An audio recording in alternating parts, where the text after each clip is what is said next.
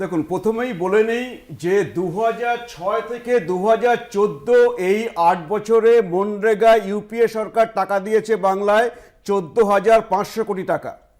আর 2014 থেকে 2022 এটা যে সাসপেন্ড করা হলো তার আগে পর্যন্ত ঠিক সেই 8 বছরে কেন্দ্রীয় সরকার টাকা পাঠিয়েছে পশ্চিমবঙ্গে মনরেগায় 4 গুণ 54,000 কোটি টাকা।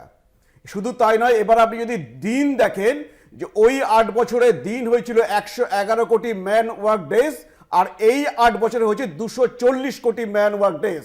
তাহলে এর থেকে পরিষ্কার যে কেন্দ্রীয় সরকার পশ্চিমবঙ্গে 4 গুণ বেশি টাকা দিয়েছে এবং টাকা দিতে চায়। প্রশ্ন হলো টাকাগুলো গিয়েছে কোথায়? অনেক ক্ষেত্রেই যেটা হয়েছে, প্রমাণ হয়েছে যে দুর্নীতি হয়েছে, কোটি কোটি টাকা সরিয়ে দেওয়া হয়েছে, গরিব মানুষের পকেটে টাকা যায়নি। এবং তারপরেই সেই মনরেগা অ্যাক্ট আছে দেশে, সেই আইন অনুযায়ী সেকশন 27, সেই আইন অনুযায়ী কেন্দ্র সরকার ফান্ড দেওয়া বন্ধ করেছিল। যারা দুর্নীতি করেছে তাদের বিরুদ্ধে ব্যবস্থা নিন না, আপনাদের এজেন্সি এইটাই হচ্ছে তাদের অবধি পৌঁছক না, কিন্তু সাধারণ মানুষ। আমাকে বলতে দিন, এবার আমি শেষ করে নিই। অভিষেক ব্যানার্জি বলেছেন, আপনি যেরকম বলছেন সেই একই কথায় বলেছেন, 2000 লোক যদি দুর্নীতি করে, 200 লোক যদি মানুষ যদি দুর্নীতি করে তাহলে এত মানুষের বন্ধ হয়ে যাবে।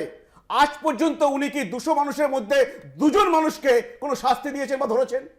আজকে আপনি পাশাপাশি দেখুন গুজরাটে, আপনি যেটা বলছেন অভিষেক ব্যানার্জিকে আপনি কোট করছেন। অভিষেক ব্যানার্জি না আছেন সরকারে, না তিনি সিবিআই বা কোনো তদন্তকারী এজেন্সিতে রয়েছেন।